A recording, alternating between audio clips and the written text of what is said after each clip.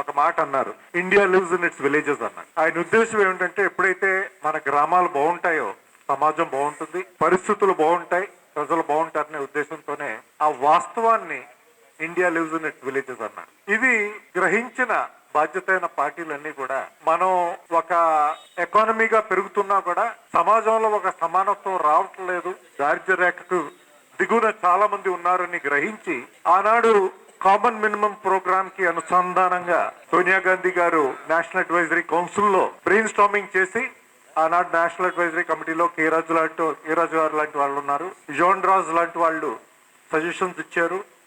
సమాజానికి ఉపయోగపడుతుంది అనేది చర్చించిన తర్వాత అది మన్మోహన్ సింగ్ గారి యూపీఏ ప్రభుత్వం ద్వారా ఇది బిల్లుగా ఒక రైస్ బేస్డ్ బిల్లుగా తీసుకురావడం జరిగింది. చాలా దూరదృష్టితో ఆలోచన చేసి రూపకల్పన చేసిన బిల్లు ఇది మహాత్మా గాంధీ నరేగా బిల్లు. అయితే మీ అందరికీ గుర్తుంటుంది, ముందు 200 వెరీ బ్యాక్వర్డ్ డిస్ట్రిక్ట్స్ లో రోల్ అవుట్ చేయడం జరిగింది. నాకు గుర్తుంది 2003లోనో 2004లోనో కర్ణాటకలో ఎలక్షన్ జరిగినప్పుడు బీదర్ లో క్యాంపెయిన్ చేస్తున్నప్పుడు నాకు తెలిసింది ఏమిటంటే ఆనాడు లేబర్ వేజెస్ ఆడవాళ్ళకి 25 రూపాయలట, మగవాళ్ళకి 40 రూపాయలట. అది కూడా వర్షం పడినప్పుడే ఆ పని ఉంటుంది. అటువంటి పరిస్థితులు 200 జిల్లాల్లో ఉన్నాయి దేశవ్యాప్తంగా.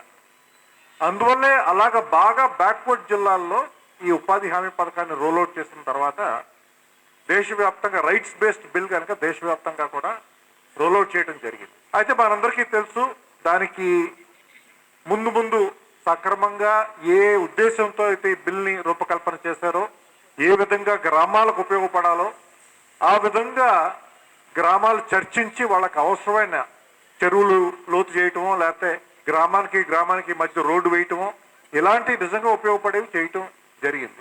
అయితే మధ్యలో కొన్ని ఇబ్బందులు వచ్చాయి, రైతులు ఇబ్బంది పడ్డారు.